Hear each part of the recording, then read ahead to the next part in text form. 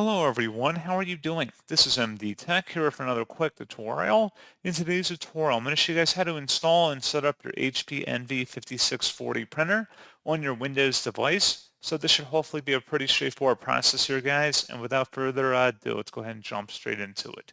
So all you have to do is open up a web browser, and into Google, you want to search for HP Envy 5640 drivers. Go ahead and search for that. Best results should come back with an HP Envy 5640E all-in-one printer software and drivers. Go ahead and open that up. And now on this page, you want to scroll down and locate the HP Envy 5640E all-in-one printer series full feature software and drivers. Select download.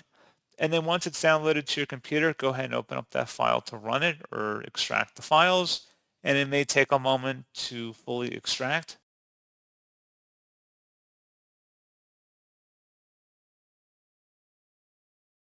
And if you receive a user account control prompt, it should be a verified publisher, HP Inc. Select yes, and then just proceed with the on-screen instructions of setting up and configuring your printer, and that's all you have to do.